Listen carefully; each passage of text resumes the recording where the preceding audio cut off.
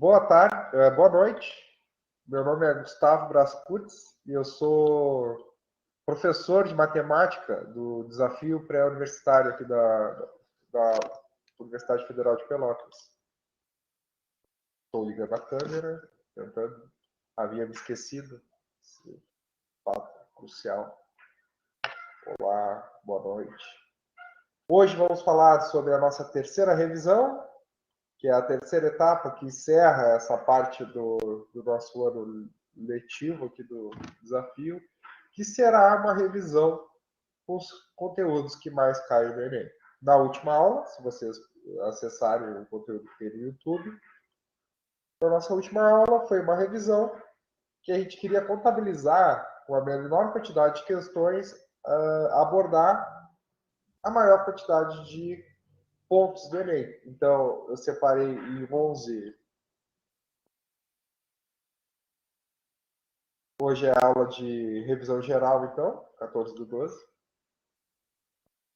Então, como eu havia falado, a nossa ideia era, com essa quantidade aqui, alcançar a maior quantidade de questões do Enem e a maior quantidade de pontuação.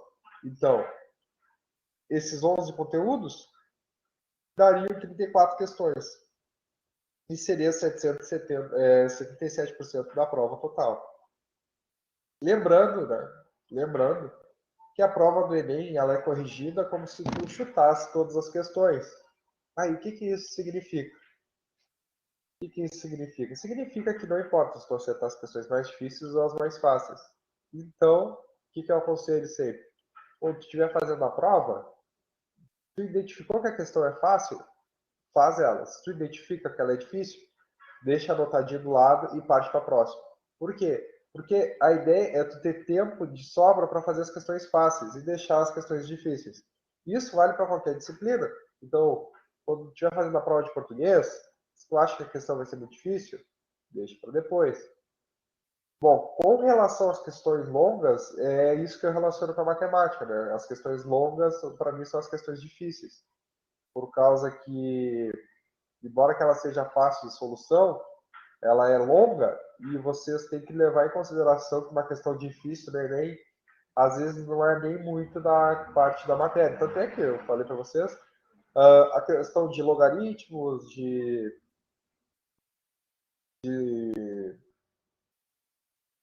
projeções geométricas e aritméticas, são questões rápidas, né? São questões rápidas que tu aplica uma fórmula ali e tu já resolve. Porém, existem questões mais trabalhosas.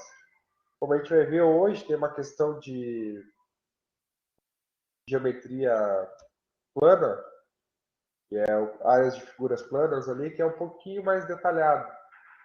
Então, é isso, né, pessoal? O problema de vocês não é que vocês não vão saber o conteúdo, e sim é que às vezes vocês vão ficar muito tempo na mesma questão. Então, pense assim, ó, que vocês têm 3 minutos e um pouquinho para cada questão, né? 45, 90, vocês têm 3 minutos e alguma coisa para cada questão.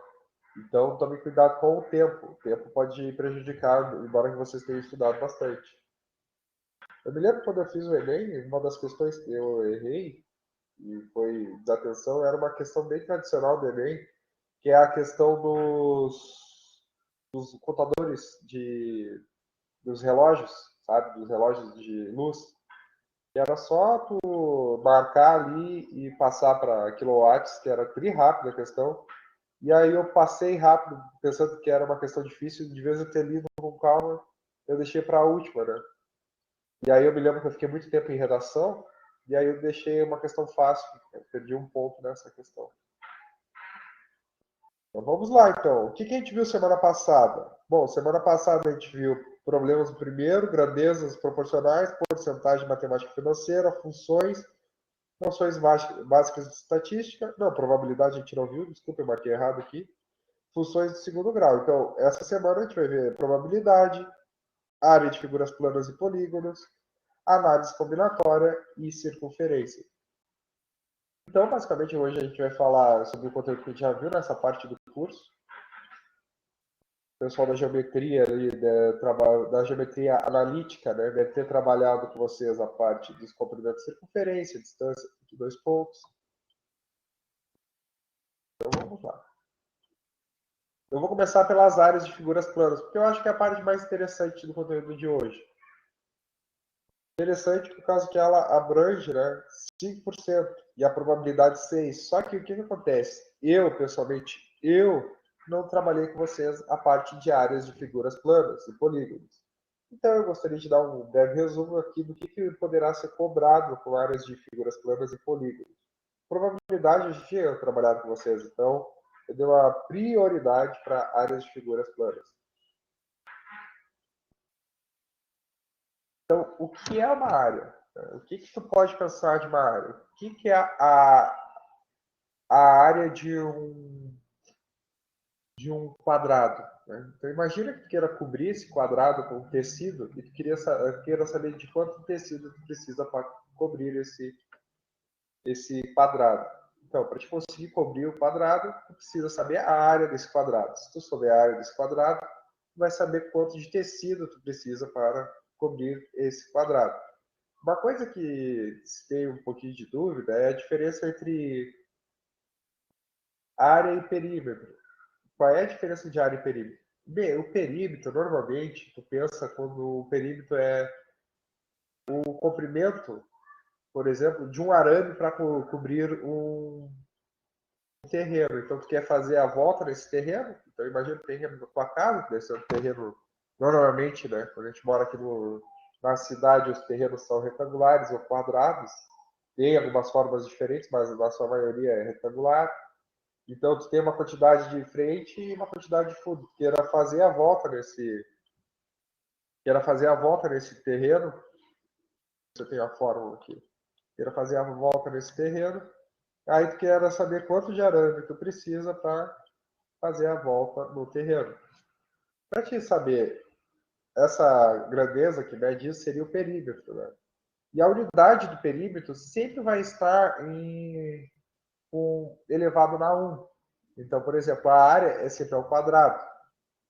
Então, isso é uma dica, principalmente quando tu trata lá do conteúdo de circunferência, que eu vou falar mais à frente. A unidade do perímetro é sempre metros, né? E a unidade da área é metros quadrados. Aí tu pode variar, quilômetros quadrados, pode falar pés, né, que é uma medida que não é daqui.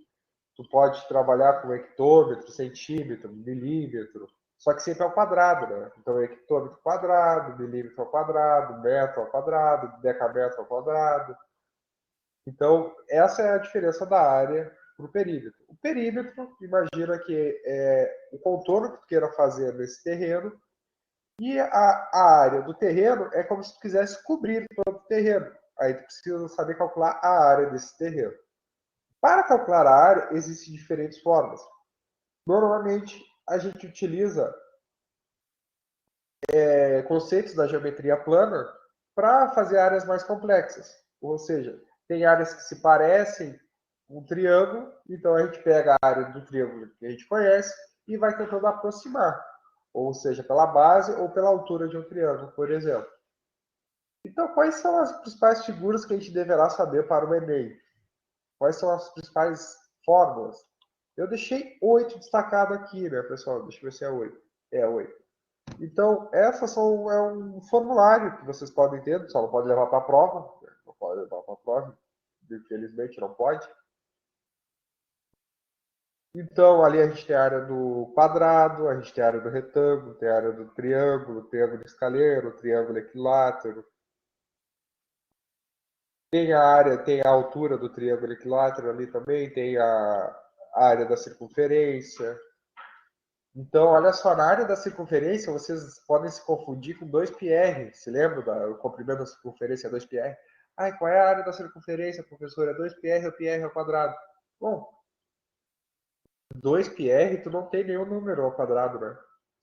2πr. Pi é uma medida unidimensional e r é centímetros, metros. Então, tu vai ter só a resposta vai ser metros, centímetros, então vai ser a circunferência. Né? O perímetro o perímetro do círculo é o comprimento da circunferência. Tá? Tem o losango, tem o paralelogramo. Lembre-se, né, pessoal? que a altura do losango é essa daqui, ó. Então, tu tem um... Deixa eu mudar a cor. Então, tu tem que a altura do losango é essa parte em vermelho. Então, tomar cuidado quando forem calcular a altura. Então, vocês vão pegar essa base aqui. Vão pegar a base, que está em rosa. Vou botar em rosa. Essa aqui é a base. E aqui vai ser a altura. Então, como é que normalmente vocês vão conseguir extrair a altura? Vocês vão ter o comprimento desse lado aqui, que é a hipotenusa. Aí vocês não vão ter altura. E aqui vocês vão ter, às vezes, um ângulo, vocês vão ter uma medida de comprimento.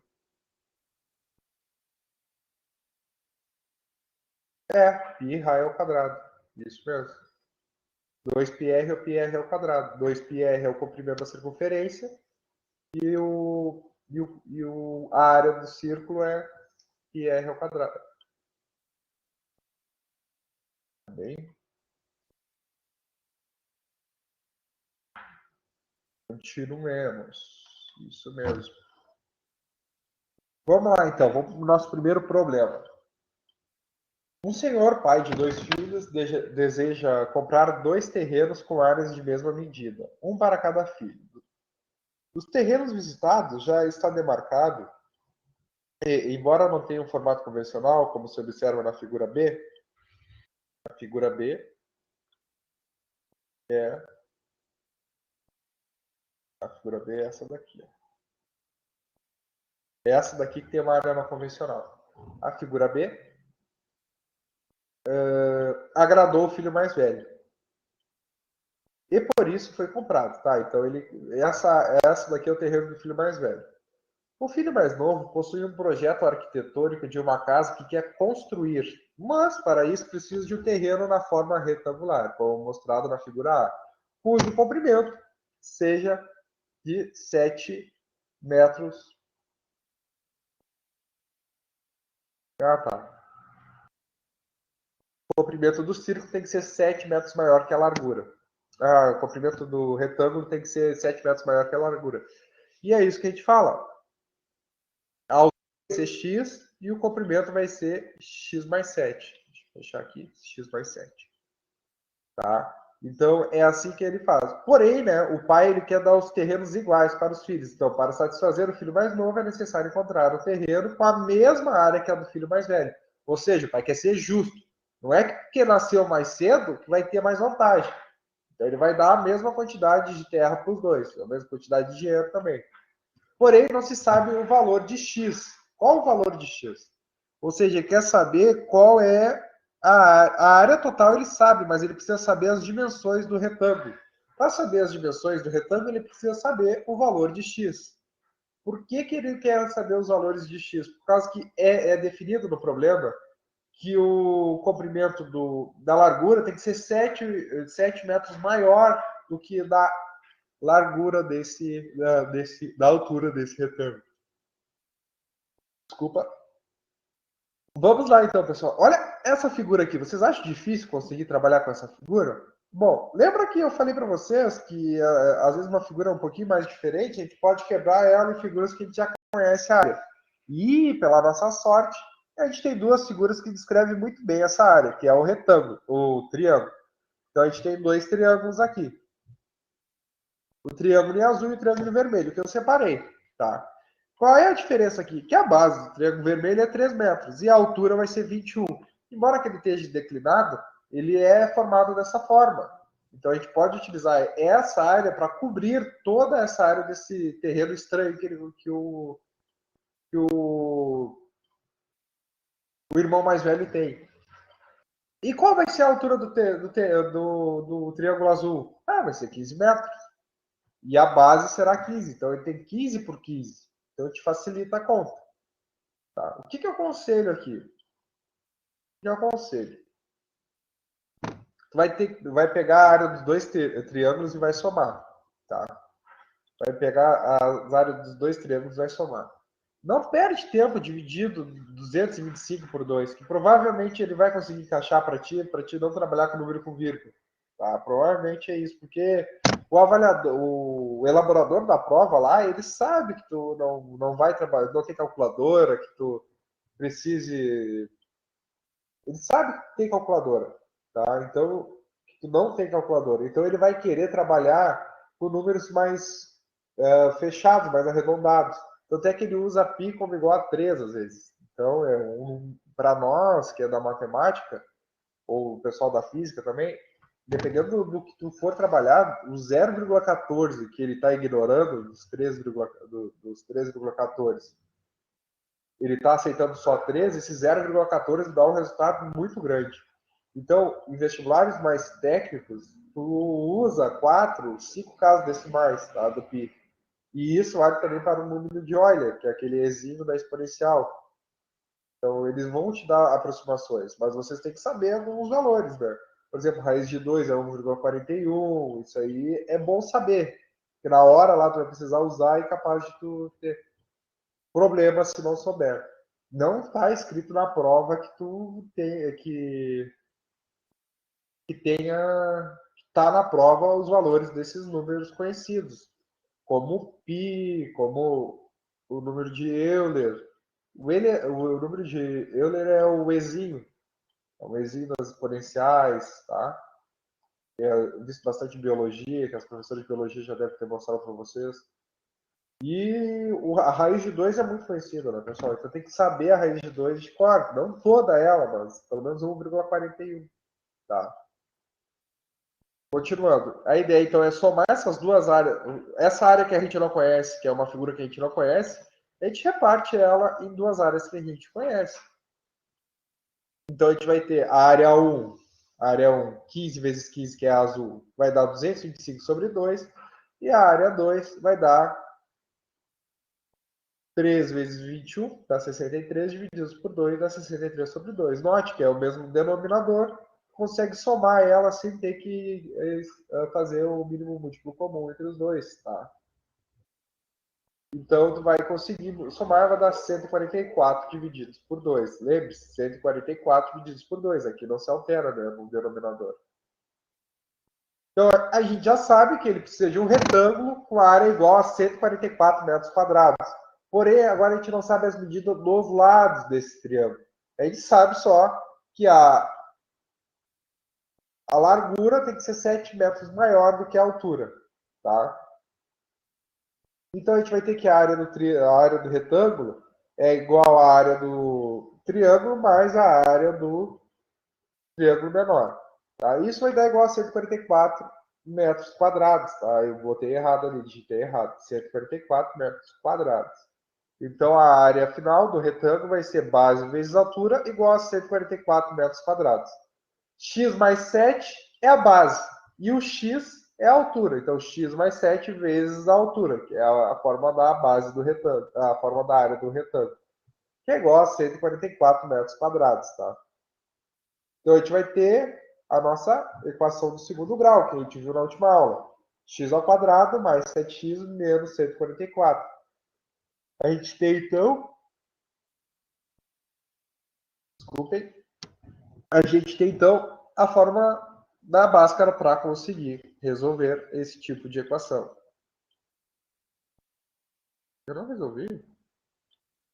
Ah, pessoal, acho que eu passei. Tá, eu vou fazendo aqui, então. A gente vai ter x ao quadrado aqui. Deixa eu ver se eu consigo achar alguma coisa similar. Texto tem aqui, ó.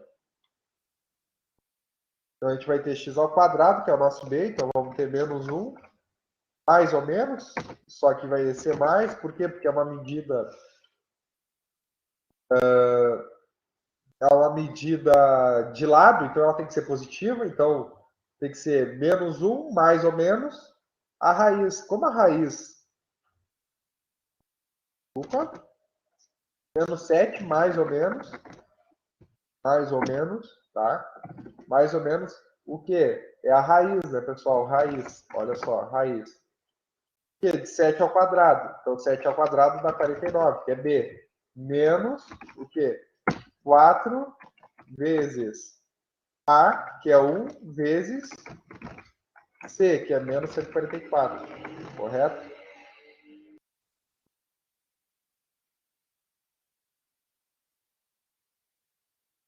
me virar aqui. Sem querer, eu acabei apagando o slide da resolução. Então, eu vou ter...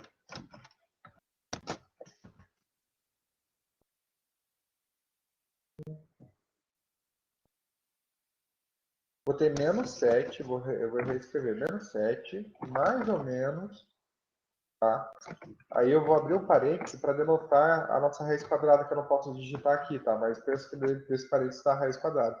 Vai ser o quê? 7 vezes 7 ao quadrado dá 49. Olha só. Acho que eu estou cansado, desculpa, pessoal. 4 vezes 1 vezes menos 144, né? Menos 144. Tá? Isso aqui vai ser igual ao quê? Vai ser igual ao quê? Vamos ver. Menos 7, mais ou menos, raiz quadrada de 49, mais 4 vezes 144. 4 vezes 144 é...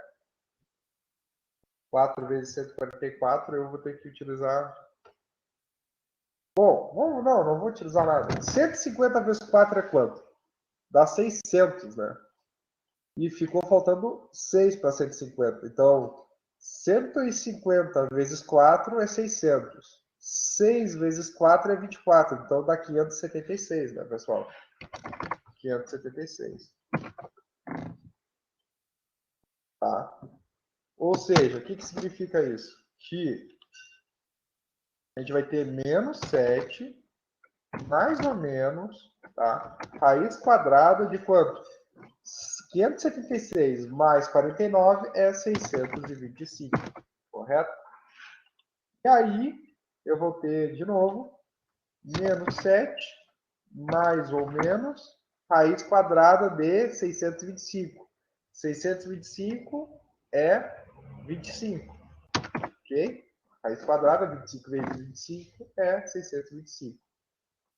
Feito isso, a gente tem que menos 7 menos 25 dá menos 32. Mas a gente não vai ter uma medida de lado negativa. Então, a gente sempre vai trabalhar com o positivo. Então, menos 7 mais 25 é igual a 18. Porém, lembre-se que a gente tem o denominador igual a 2. A gente tem a equação de Bhaskara lá, que é menos b, mais ou menos raiz quadrada de b ao quadrado menos 4ac divididos por 2. Então, divididos por 2 vezes a. Mas o nosso a é igual a 1. Então, a gente vai ter 18 divididos por 2. 18 divididos por 2 é igual a 9. Correto? Então, a gente tem o nosso x. Nosso x vai ser igual a 9. Tá? Feita a questão? Não. Não, ainda não. Por que ainda não? Por causa que ele pergunta os lados desse triângulo. Então, 9 mais 7 é igual a base. Então, vai ser 16, tá? E a altura vai ser igual a 9. 9 metros. Tá? 9 metros e 16 metros. Forma? Vamos botar aqui. Altura igual a 9 metros. E largura igual a 16 metros. E era isso. Desculpa não ter resolvido ela, mas é só aplicar a fórmula de Bhaskara aqui que a gente tinha visto na última aula. O mais difícil era chegar nessa fórmula aqui, tá? Vamos para a próxima. Tá, o que a gente viu então? A gente viu as áreas de figuras planas. Agora vamos trabalhar a probabilidade e análise combinatória e depois circunferências.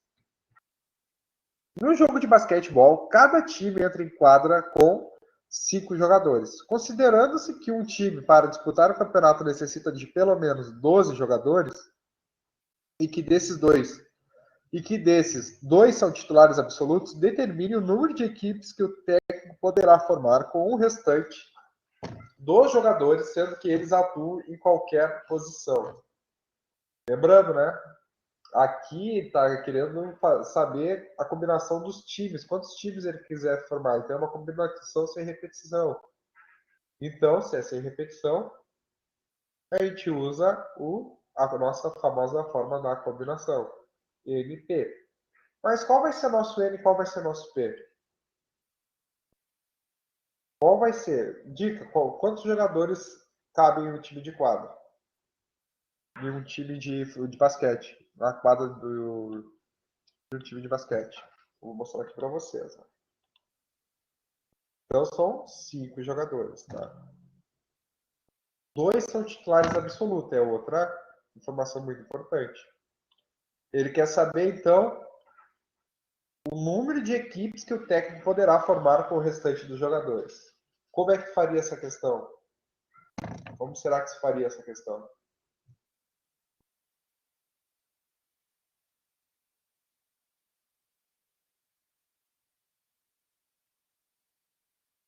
O que tu achou, Tânia? Acha difícil essa questão?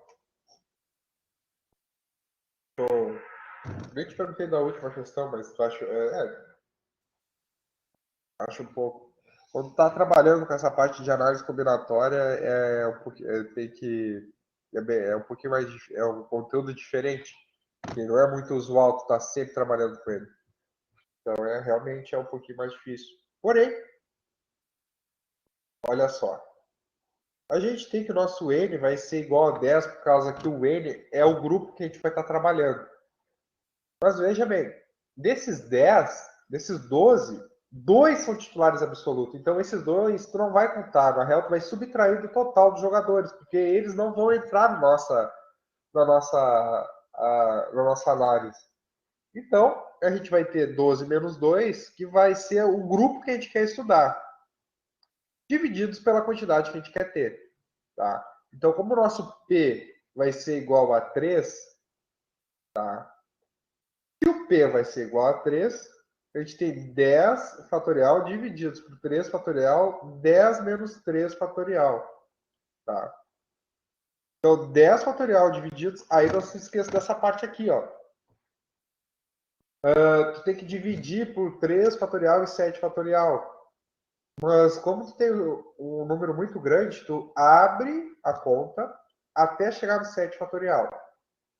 Porque aí tu consegue cortar esse aqui com esse aqui. E aí tu vai ter 10 vezes 9 vezes 8. 10 vezes 9 vezes 8. Aqui o 3 fatorial é 3 vezes o 2. 3 vezes 2, tu pode cortar o 3 com o 9, vai dar 3. E tu vai poder cortar também o 2 com o 8, que dá 4. Então tu vai ter o que aqui embaixo? Aqui embaixo tem 4 tudo, tu vai ter 1. E aqui em cima tu vai ter 10 vezes 3 dá 30, vezes 4, 120. Então lembre-se, a combinação de 10, 3 a 3. Por que 3 a 3? Tânia, tu consegue pensar por que 3 a 3? Por causa que é um time formado por 5 jogadores. Tá? Deixa eu ver se eu consigo explicar um pouco melhor. É um time formado por 5 jogadores. Mas desses 5, a gente tem 2 fixos. Então ele não quer saber a combinação de 10, 5 a 5. Ele quer saber a combinação de 10, 3 a 3, porque 2 vão estar sempre fixos. O que poderia tornar isso igual a 5? Por exemplo, se ele tivesse 10 jogadores, nenhum é titular absoluto, e ele queira saber quantas equipes diferentes podem ser formadas com esses 10 jogadores, sendo que cada equipe tem 5 jogadores. O que eu faria? Uma combinação de 10, 5 a 5. Então, o que muda bastante nesse exercício é esses 2 jogadores que são titulares. Então, tu vai tirar ele do objeto de estudo, que é o grupo total, que é 12 jogadores. Então, tu vai ter 10, que vai ser aonde a gente vai estudar. E aí a gente quer saber qual é o tamanho da equipe que vai ser necessário ser formada, que é 3. Por isso que é a combinação de 10, 3 a 3. Tá? Foi, Tânia? Foi essa? Ficou um pouquinho melhor explicado? Perfeito. E com isso, a gente subtrai mais uma questão do nosso desconhecimento e soma mais conhecimento dentro da nossa cachola. Tá? Próxima questão, então, eu vou tomar um gole d'água aqui e já vou deixar para a gente ir estudando ela. O EPA.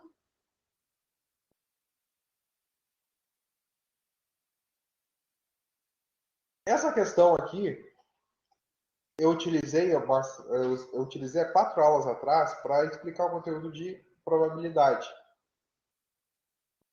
Então, eu vou explicar ela aqui de uma forma um pouco mais rápida, mas na aula que eu falo sobre essa parte, eu utilizo ela como exemplo para conseguir explicar a probabilidade, tá? Então, vamos para a UEPA, Universidade Estadual da Paraíba. Uma empresa realizou uma pesquisa com 300 candidatos sobre os fatores de risco de um infarto agudo do miocárdio. Foi observado que 20% dessas pessoas possuíam esses fatores de risco, 20% das 300 pessoas entrevistadas. A probabilidade de essa empresa contratar ao acaso 2 candidatos do grupo pesquisado e eles apresentarem esses fatores de risco é? Então, 20% desse total. Primeiro a gente tem que saber. Então a gente tem que saber qual é o nosso qual é o objetivo para a gente estudar aqui. A gente tem que saber quais desses candidatos, qual é a quantidade desses candidatos que tem esse fator de risco. Sabendo essa quantidade, a gente tem o número total e a gente vai conseguir saber qual é a nossa probabilidade de contratar ao acaso 2. Então, a gente vai ter uma permutação também, né, com repetição. Tá? Por que uma permutação com repetição? Ele vai precisar contratar dois candidatos ao acaso. Então, ele vai retirar um desses candidatos e depois vai retirar o outro. Mas a gente tem que saber as duas probabilidades de se obter esse candidato. Então, tu vai ter uma multiplicação da probabilidade de se retirar um candidato e a outra vezes a outra probabilidade de se retirar outro candidato. Tá? Então, a gente tem nosso total, onde 20% de 300 vai ser igual a 60. Esse 60 é a quantidade de pessoas que têm esse problema do miocárdio e 240 são pessoas que não têm. Sabendo isso, a gente tem a probabilidade, né, tudo aquilo que a gente quer dividido por tudo aquilo que a gente tem. Então, se tu se lembra, tem muito professor que ensina assim isso. Então, tu tem tudo pelo que tu quer dividido por tudo que tu tem. Então, qual é o ME? Então, vai ser uma combinação, né? Então, eu vou retirar ao acaso, tá? Então, eu vou pegar desse grupo total que eu tenho em estudo, que é 60, e eu quero retirar 2 ao acaso. Então, vai ter a combinação de 60, 2 a 2. E o meu espaço amostral vai ser o quê? Vai ser a combinação de 300 tomados 2 a 2, porque 300 é o total de pessoas entrevistadas. Então, a gente vai ter 60 divididos por 2 vezes 58. Né? 60 fatorial divididos por 2. Aí tu vai ter 30 vezes 59. Retoma aquilo que eu tinha falado antes. A ideia é sempre deixar números grandes abertos para te conseguir simplificar logo em seguida. Tá? Embora que essa não seja uma questão do Enem, é comum dos vestibulares te exercitarem esse raciocínio mais à frente. O que é esse raciocínio mais à frente que eu falo? Tu sabe que provavelmente tu vai conseguir simplificar. Então, tu só deixa para repetir isso aí, esse cálculo, depois. Tu vai ter uma massa amostrada, então o quê? Combinação de 300 tomados 2 a 2. Então, a gente vai ter 300 tomados 2 a 2, ó, tu vai ter 150 vezes 299. Não vai ter uma necessidade de se fazer isso. Tá? Ou vai, não me lembro. Então a gente vai ter 30 vezes 59 divididos por 150 vezes 299. Realmente não vai precisar, porque aqui tu corta. Ó. 30 com 50 dá 1 sobre 5. Opa, me esqueci como é que eu faço 5, peraí. 1 dividido por 5. Então, tu vai subtrair 30, dá 30. Aqui é como se eu estivesse multiplicando 30, né? Mas aqui eu vou botar dividido. 30 e 30. Tá? 30 vezes 5 vezes 30 dá 150 e 1 vezes 30 dá 30. Aqui tá dividido porque eu passei dividindo aqui, tá? E aí eu vou ter 1 vezes 59 é 59 e 150 vezes e 30 vezes 299. Bom, como é que eu faço 30 vezes 299, professor? Eu faria com papel rapidinho. Mas se tu quer pensar num cálculo mental para te conseguir fazer esse cálculo aí, bom, 30 vezes 299. Bom, 30 vezes 300. 30 vezes 300 vai ser o quê? Vai ser 9. 30 vezes 300 vai ser 9. Vai ser 30 vezes 300 dá 9 mil, né? Mas não é isso que eu quero fazer. Quero fazer 30 vezes 299. Aí depois tu vai ter que fazer 299 vezes. Melhor fazer dessa forma.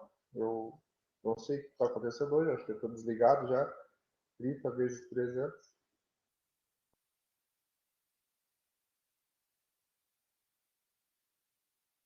Tá? O que eu falo aqui para vocês? Vocês vão ter 30 vezes 59. Para fazer de cabeça, vocês iam ter que simplificar igual, tá? Simplifica igual aqui. Fica melhor, ó, porque aí tu vai ter 1 sobre 5. E 5 vezes 300 é 1.500. Falta 1 para 300. Então tu vai ter 5 vezes 1. Então tu vai ter 1.495. Só simplificando para ficar fácil, porque senão fica complicado. Por isso que não ia sair. Tá bem? Essa parte aqui não importa, tá, pessoal? É só uma ideia aqui, por causa que eu vejo que às vezes a gente fica trabalhando tanto em cima de uma questão, mas a ideia que o aluno quer é só uma maneira fácil de resolver, mas às vezes a dificuldade está mais no cálculo desse tipo de situação. Então, eu aconselho sempre a simplificar bastante antes de tomar outra procedência. O que eu falo tomar uma procedência? Se tu tem 3 divididos por 7, 3 divididos por 7. Deixa correr um pouco, quando vê lá na frente, lá tu consegue fazer uma multiplicação e simplificar esse denominador ou numerador. Tá? Quando tu encontra lá um 7 divididos por 4, então tu vai ter 3 divididos por 7 vezes 7 divididos por 4. Aí tu vai ter 3 divididos por 4, então vai conseguir 3 quartos. Tá? Vamos para a próxima. O que a gente fez aqui? Desculpa, pessoal, tá entrando mosquito. Agora a gente viu análise combinatória e vamos ver o nosso último conteúdo. Após isso, a gente tem o encerramento da disciplina de revisões do Enem. Olha só que legal, Tânia. Vamos lá. Essa é uma questão do Enem 2017, eu acho. Eu não estou colocando os anos aí por causa que acaba ocupando espaço, né? Mas eu acho interessante colocar os anos. Em um condomínio, uma área pavimentada que tem a forma de um círculo com diâmetro medido 6. Consigo ver? 6 metros cercada por grama. A administração do condomínio deseja ampliar essa área, mantendo seu formato circular e aumentando em 8 metros o diâmetro dessa região, mantendo o revestimento da existente. A administração desse condomínio deseja ampliar. Tá. O condomínio dispõe em estoque de material suficiente para pavimentar mais de 100 metros de área. O síndico do condomínio irá avaliar se esse material disponível será suficiente para pavimentar a região a ser ampliada. Utilize 3 como aproximação para pi. Lembre, eu falei lá da aproximação de pi, né? Às vezes se usa a aproximação de pi. E esse aqui é o caso. Principalmente para a área da engenharia. Imagina se é uma área grande, que nem essa é uma área grande. Tu vai ter um desperdício de material. A conclusão correta a que o sítio deverá chegar, considerando a nova área a ser pavimentada, é a de que o material disponível em estoque é Então, o que ele pede aqui? Para te calcular a quantidade de estoque que tu tem, a quantidade de área que tu precisa ter para comprar o material ou verificar se a área que ele tem é suficiente. Tá? Como é que eu faço isso? Eu tenho uma circunferência, que ele fala, uma área pavimentada, tá? Que tem a forma de um círculo, o diâmetro de 6 metros. Então, esse é o diâmetro. Só que, olha só, o português aqui pode ser sacana nesse momento. A administração do condomínio deseja ampliar essa área, mantendo seu formato circular, perfeito, e aumentando em 8 metros o diâmetro dessa região. Então, o que ele quer fazer aqui? Ele quer botar 8 metros aqui, ó. De vez ser 6 aqui, ele quer botar 14. Ele vai botar para 14. Olha só, ele quer aumentar para 14. Não passar para 8. Ele quer aumentar em 8 metros. Então, tome cuidado com o português nesse tipo de questão. Eu vou falar, o problema às vezes não é matemática, sim o português, principalmente nessas questões de interpretação. Assim. Então, vai com calma nessa parte. Então, o que ele vai fazer? Olha só, acho que eu fiz bonitinho essa aqui. Ó, ele vai aumentar em 14 metros. Tá? E o que isso significa? O raio do círculo menor é 3, que é metade do diâmetro. E o raio do círculo maior é 7, que é metade do diâmetro, que é 14 metros. O que eu posso te falar sobre isso? Essa área aqui que eu vou rachurar, essa área aqui, ó, toda essa área aqui, para te calcular a área entre dois círculos concêntricos, o que são os círculos concêntricos? Eles possuem o centro de mesma origem, tá? Então eles têm o mesmo centro aqui, os dois. Então aqui até aqui é o raio do círculo rosa e do círculo azul é daqui até aqui. Então eles são concêntricos. O nome disso aqui é área do setor circular. Então tu vê isso dentro do conteúdo de circunferências. Então tome cuidado. E como é que tu calcula isso aqui, ó? Como é que tu calcula essa área aqui, ó? Como é que tu calcula essa área?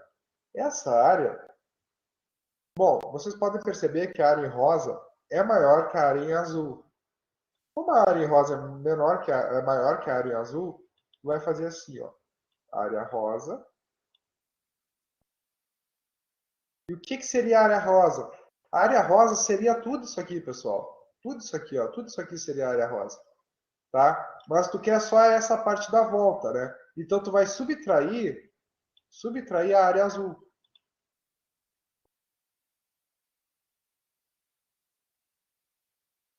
Tá? Por quê? Porque a área azul seria só isso aqui. Bom, se tu vai retirar toda essa parte aqui, tá? Tu vai retirar toda essa parte aqui de toda a circunferência, tu vai restar só a parte do setor circular. Tá? Ficou uma riscalhada, mas eu já vou passar para o próximo slide que está mais bonitinho.